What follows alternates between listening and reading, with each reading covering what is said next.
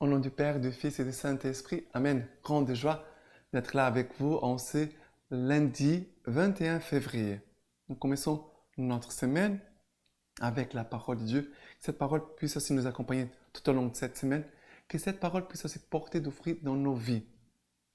Et c'est avec l'Esprit Saint et la présence de la Vierge Marie que nous voulons plonger dans la parole de Dieu parce que nous avons besoin vraiment de la Vierge Marie, de sa prière et de son intercession et aussi de l'Esprit Saint qui vient offrir notre intelligence, notre cœur pour recevoir la parole de Dieu et la comprendre. Maintenant, la première lecture, c'est Jacques chapitre 3 à partir du verset 13. Est-il quelqu'un de sage et d'expérimenté parmi vous qu'il fasse voir par une bonne conduite des actes d'emprunt de docteur, douceur et de sagesse? Si vous avez un cœur, au contraire, une amère jalousie et un esprit de chicane, ne vous vantez pas, ne mettez pas contre la vérité. Pareille sagesse ne descend pas d'en haut. Elle est terrestre, animale, démoniaque, car où il y a jalousie et chicane, il y a désordre et toutes sortes de mauvaises actions, tandis que la sagesse d'en haut est tout d'abord pure, puis pacifique, indulgente, bienveillante, pleine de pitié et de bons fruits, sans partialité, sans hypocrisie. Un fruit de justice est semé dans la paix pour ceux qui produisent la paix. Alors, la parole de Dieu, elle nous dit, est-ce qu'il y a quelqu'un de sage et d'expérimenté parmi vous? Est-ce qu'il y a quelqu'un qui est sage et expérimenté? Il dit qu'il fasse voir par une bonne conduite des actes empreints de douceur et de sagesse. Avoir des actes, des actions pleines de douceur et de sagesse. Quand tu écoutes la douceur et la sagesse, je pense à l'Esprit Saint. Ça veut dire quelqu'un qui vit dans l'Esprit Saint, qui est ami de l'Esprit Saint, qui se laisse conduire par l'Esprit Saint, qui écoute l'Esprit Saint, qui aime l'Esprit Saint. Et après, il va dire, il dit, car où il y a jalousie et chicane, il y a désordre et toutes sortes de mauvaises actions.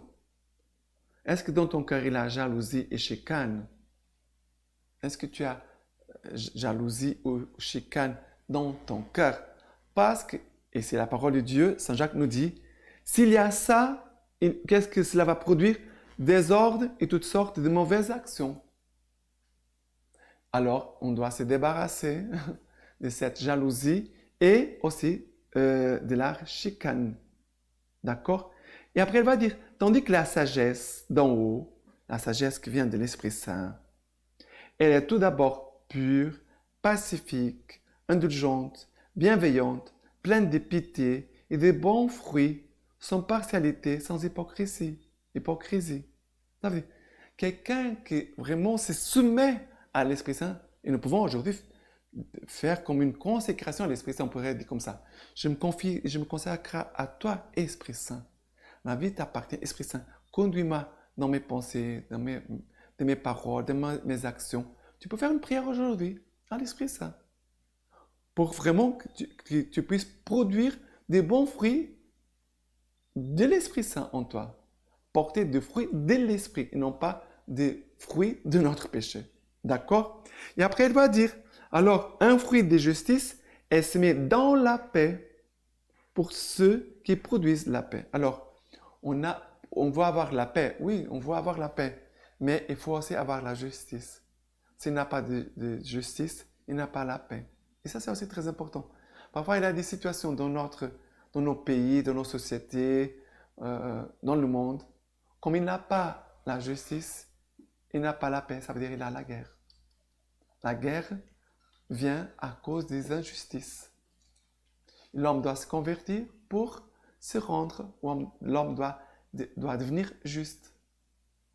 D'accord?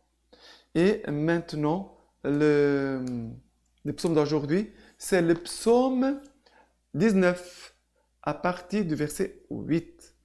La loi du Seigneur est parfaite, réconfort pour l'âme. Le témoignage du Seigneur est véridique, sa geste simple. Les préceptes du Seigneur sont droits, joie pour le cœur.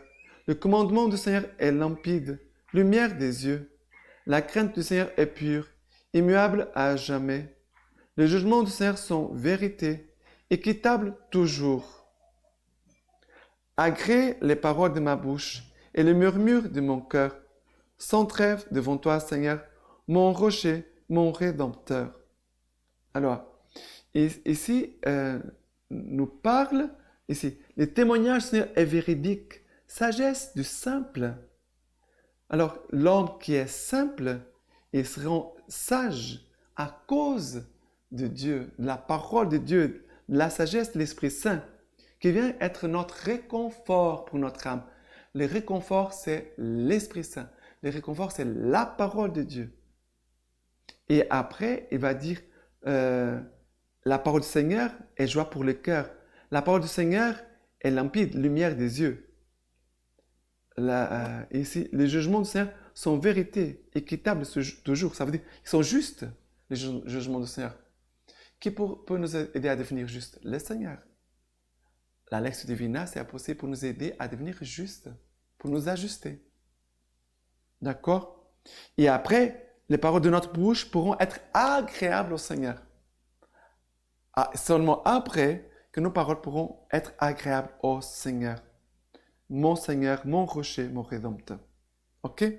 Et maintenant, l'évangile d'aujourd'hui, c'est Marc chapitre 9, à partir du verset 14.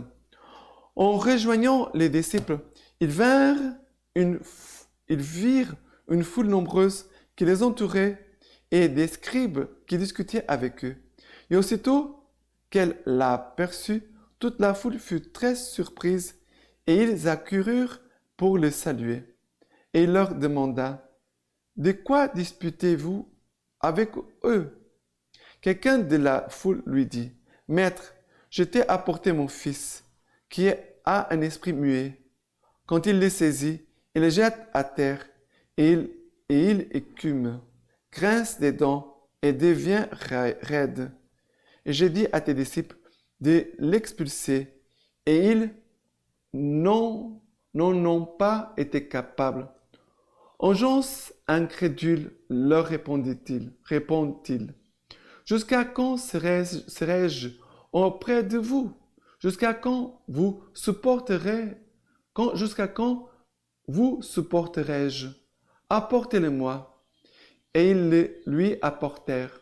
Sitôt qu'il vit Jésus, l'esprit secoua violemment l'enfant qui tomba à terre et s'y roulait en écumant. Et Jésus demanda au Père, « Combien de temps y a-t-il que cela lui arrive? » Depuis son enfance, dit-il. Et souvent, il l'a jeté soit dans le feu, soit dans l'eau pour le faire périr. Mais si tu peux quelque chose, viens à notre aide, par pitié pour nous. Si tu le veux, reprit Jésus, tout est possible à celui qui croit. Aussitôt le père de l'enfant s'écriait, « Je crois, viens en aide à mon peu de foi. » Jésus, voyant qu'une foule affluait, menaça l'esprit impur et en lui disant, « Esprit muet et sourd, je te l'ordonne, sors de lui et n'y rentre plus. » Après avoir crié et l'avoir violemment secoué, il sortit et l'enfant devint comme mort, si bien que la plupart disaient, « Il a trépassé. » Mais Jésus, le prenant par la main, le releva et il s'étint debout. Quand il fut rentré à la maison, les disciples lui demandaient, dans le privé, « Pourquoi nous autres n'avons-nous pu l'expulser ?» Il leur dit, « Cette espèce-là ne peut sortir que par la prière. » Voyez combien c'est important la lecture divine et la prière. Parce que par la prière, nous sommes en train de prier et les démons ne peuvent pas s'approcher de nous. Par la prière, à cause de notre cœur qui s'unit au Seigneur. Comme notre cœur est uni au Seigneur, nos actions aussi sont unis au Seigneur.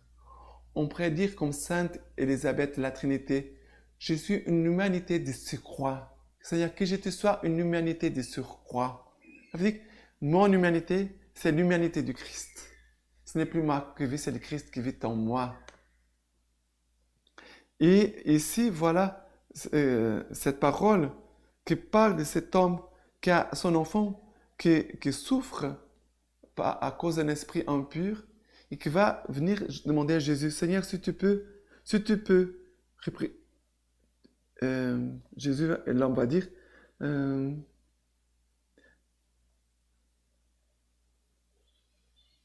il dit, depuis son enfance, dit-il, et souvent il l'a jeté soit dans le feu, soit dans l'eau pour le faire périr. Mais si tu peux quelque chose, viens à notre aide, par pitié pour nous.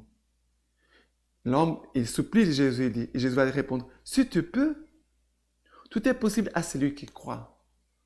Si tu peux, tout est possible à celui qui croit. Et nous devons demander aujourd'hui, comme cet homme, Seigneur, augmente ma foi. Et c'est beau, l'homme dit, viens en aide à mon peu de foi. Seigneur, augmente-moi la foi. Et l'homme va demander à Jésus, regardez, il demande la guérison de son fils, la délivrance de son fils, mais aussi il demande la foi pour lui. Et Jésus va crier et demander au démon, sors de lui et n'y rentre plus. Comment c'est important d'écouter cette parole? Sors de lui et ne rentre plus. Parce que le démon vient parfois dans nos pensées, une mauvaise pensée, un mauvais jugement. Les démons sont en train d'entrer en nous. Il doit sortir. On doit se rendre compte que parfois les démons entrent en nous. Et si l'enfant ne parlait pas, ça veut dire que la personne va parfois se confesser. Il ne dit pas clairement tous ses péchés. La personne doit dire exactement tous ses péchés. Ne peut pas cacher, pas omettre. Non, c'est pas possible. Sinon, les démons sont en train de se cacher. Tu les laisses cacher en toi. Quand on va se confesser, on doit dire tout clairement. On n'a pas besoin de dire toute l'histoire, mais tu dois dire ton péché clairement. Et surtout, les choses que te font, tu peux avoir honte, mais tu dois les dire clairement. D'accord? Voilà ce que le Seigneur nous parle aujourd'hui. Le Seigneur veut nous fortifier dans notre foi et aussi nous délivrer des esprits impurs. Maintenant, aujourd'hui, nous célébrons Saint Pierre d'Amiens. Lettre à un malade. Tu m'as demandé, mon très cher, de t'envoyer par lettre des paroles de réconfort et d'adoucir par des cordiales exhortations l'amertume de ton cœur au milieu de tous les malheurs dont tu souffres. Mais si la réflexion de ta prudence n'est pas assouplie, le réconfort est à ta portée, puisque les paroles mêmes qui te promettent l'héritage montrent de façon indubitable que tu es instruit par Dieu comme un fils. Qu'y a-t-il de plus clair, en effet, que cette exhortation? Mon fils, si tu prétends servir Dieu, demeure dans la justice et la crainte et prépare ton âme à l'épreuve, car là où il y a la crainte, il y a aussi la justice. Et l'épreuve de n'importe quelle contradiction n'est pas un supplice d'esclavage, mais plutôt une éducation paternelle. Et c'est pourquoi le bienheureux Job, après avoir dit, sous le coup de l'épreuve, qu'il continue, qu'il m'écrase, qu'il retire sa main et me supprime, ajoute aussitôt, j'aurai du moins cette consolation. Celui qui m'afflige ne me ménage pas la douleur. Oui, pour les élus de Dieu, c'est une grande consolation d'être frappés par lui, par les calamités passagères qu'ils endurent, se fortifie leur espérance de marcher jusqu'à la gloire de la béatitude céleste. Si l'artisan écrase l'or avec son marteau, c'est pour en éliminer les impuretés. S'il le racle souvent avec la lime, c'est pour faire briller davantage la substance de son métal scintillant. Le four met à l'épreuve le vase du potier, et l'affliction éprouve le juste. Ce qui fait dire à Saint Jacques, quand vous butez sur toutes sortes d'épreuves, pensez que c'est la joie parfaite. Ils ont donc raison de se réjouir ceux qu'une affliction passagère frappe ici-bas pour le mal qu'ils ont fait, tandis que leur sont réservés dans le ciel pour les biens qu'ils ont accomplis, des récompenses éternelles. Maintenant, je vous laisse la bénédiction par les mains toutes pures de la Vierge Marie. Que Dieu Tout-Puissant vous bénisse et vous garde, le Père, le Fils et le Saint-Esprit. Amen.